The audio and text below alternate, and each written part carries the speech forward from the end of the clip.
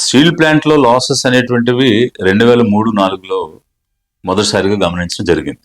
అయితే అప్పుడు ఇలాంటి ప్రతిపాదన ఒకటి తీసుకొని వస్తే అక్కడ ఉన్నటువంటి ఉద్యోగస్తులు వీళ్ళందరూ కూడా తప్పకుండా దీన్ని లాభాల బాటలోకి తీసుకువెళ్తాము, కాబట్టి దీన్ని ప్రైవేట్ పరం చేయొద్దు అనేటువంటి ఒక అభ్యర్థన వస్తే అప్పుడున్నటువంటి ప్రభుత్వం దాన్ని ఒప్పుకుని ఒక అవకాశం ఇచ్చారు.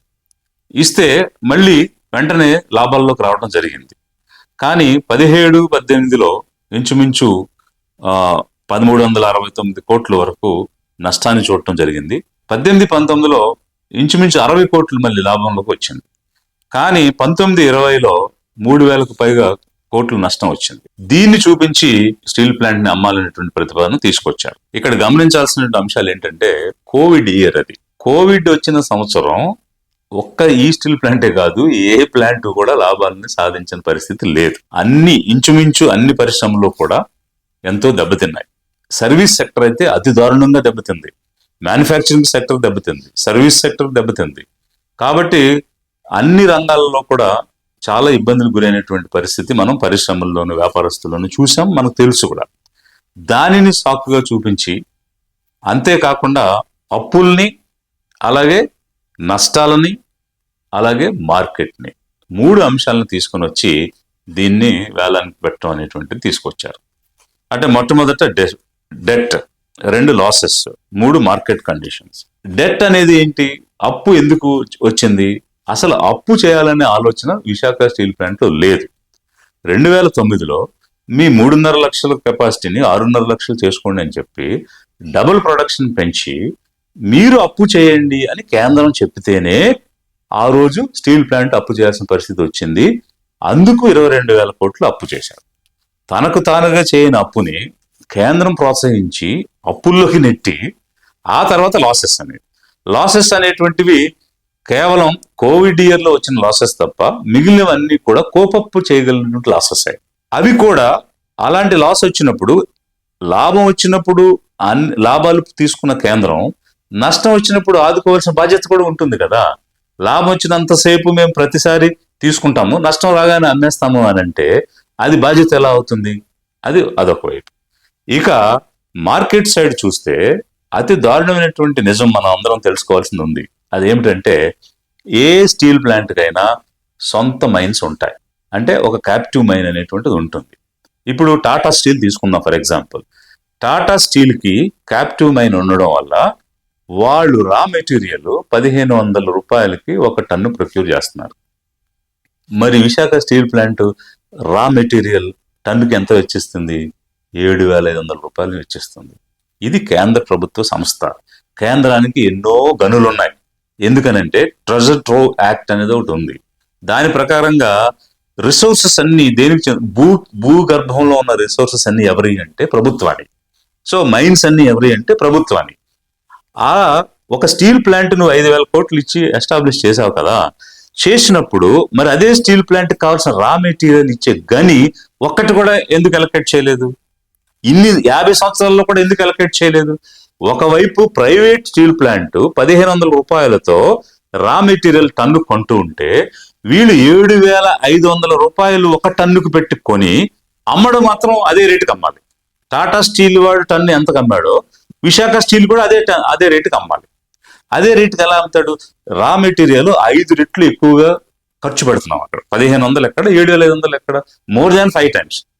సో 5 టైమ్స్ వెచ్చించి నువ్వు రా మెటీరియల్ కొంటున్నావు. ఎందుకనంటే నీ తప్పిదం వల్ల నువ్వు ఒక మైన్ అలొకేట్ చేయలేదు కాబట్టి.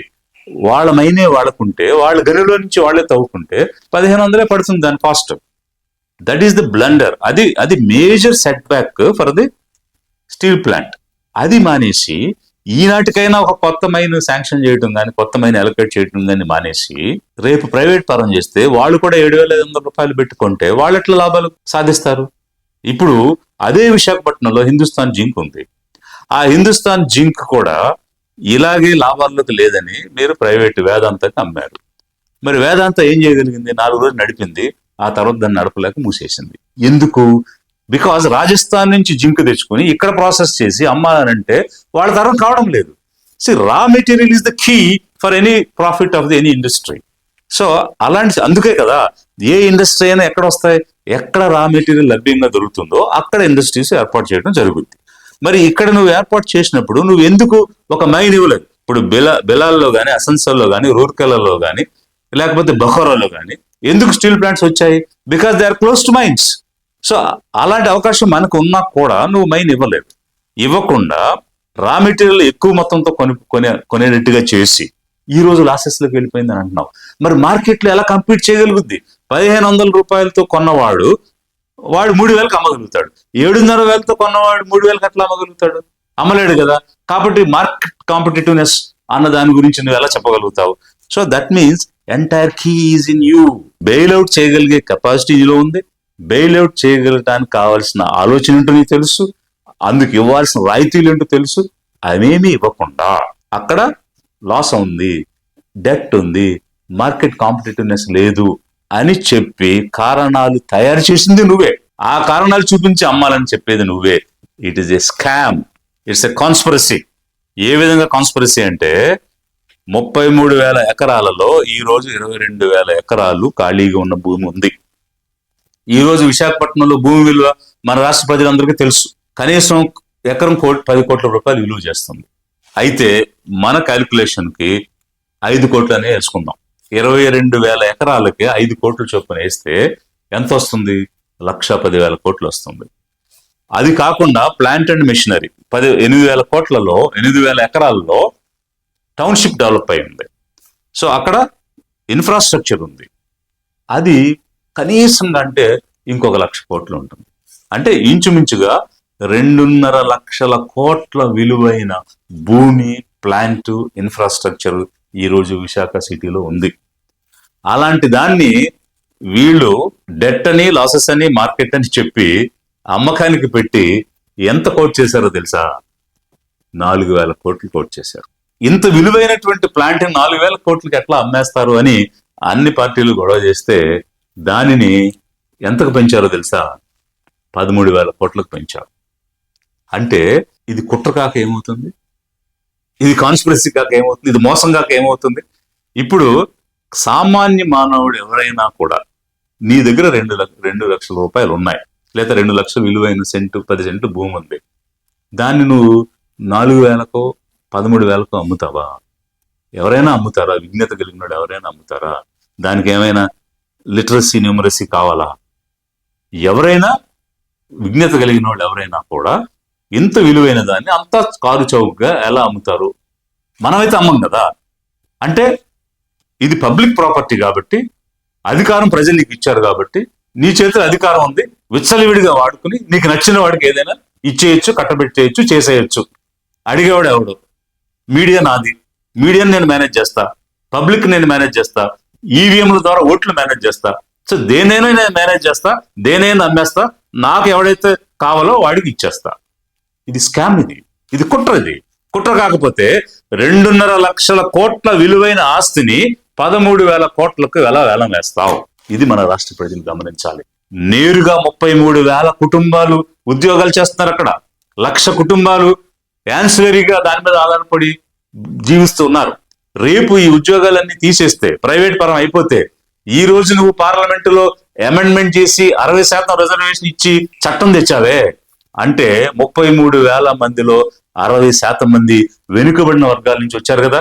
బీసీల నుంచి, ఎస్టీల నుంచి, మైనార్టీల నుంచి, ఎస్సీల నుంచి వచ్చారు కదా. అంటే 33,000లో 60% అంటే ఇంచుమించు 19,000 మందికి ఈ రిజర్వేషన్ ద్వారా ఉద్యోగాలు రావుగా. ఇక ప్రైవేట్ పరం అయిపోయినాక ఇదంతా ఎత్తిపోతుంది కదా. ఇప్పుడు ప్రైవేట్ పరం చేయడం అనేది ఒక కుట్ర, ఒక కాన్స్పిరసీ. ఎందుకు?